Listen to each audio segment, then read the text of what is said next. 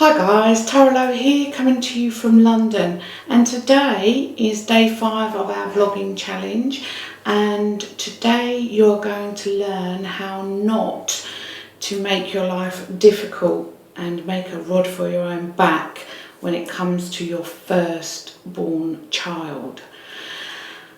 I have 2 children. My first child was born when I was 20 years old, and she was cute and adorable, as many newborn babies are. And this vlogging challenge is about your dumbest ever mistake. And my dumbest ever mistake was with my newborn child. She was cute and I wanted to hold her all the time, and she was very willingly accepting my cuddles, and I would feed her, make sure she was clean and dry, and then instead of after making sure she was comfortable, fed, clean and dry, putting her in a cot to go to sleep, I would cuddle her to sleep. And I was a single mum, and it was very easy to feel the need to cuddle her to sleep. So this went on and on and on. And at 18 months old, my beautiful daughter would keep me up until 3 a.m. because she wouldn't go to sleep. I couldn't lay her down in a bed, her cot, to go to sleep, because she wouldn't go to sleep unless she was cuddled. And she wouldn't settle for a cuddle until she was ready. So as she got older, this got more of a problem.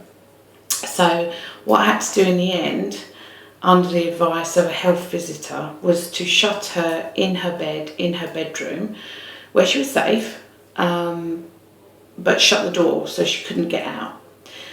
She was unable to undo the door handles on her bedroom door because they were knobs as opposed to handles, so she couldn't grip the knob and turn the knob. So she couldn't get out of her bedroom door once her door was shut.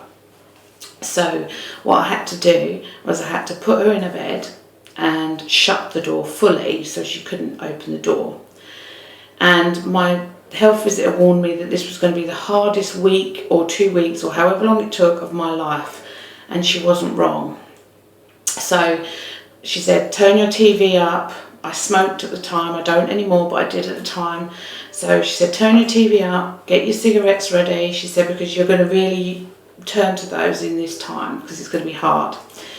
So I turned my TV up, my baby was crying. All I wanted to do was go in there, pick her up, tell her it would be okay. But my health visitor said, you've got to be strong, you've got to do this, not for your sake, for her sake, because when she starts school, she will need to be in a routine. And that is what I hadn't given her. I hadn't got her into a routine. She's in a routine of food and bathing and getting in her pyjamas, but that bedtime was really lacking. And it was my fault, completely my fault, completely my fault. So she was completely and utterly screaming her head off. And the first morning when I went into her, she was right behind the door, and she'd fallen asleep on the floor behind the door, and that's where she'd stayed all night because she'd screamed until she fell asleep. The second night we did exactly the same thing, and she was in the morning, she was in the middle of her bedroom floor.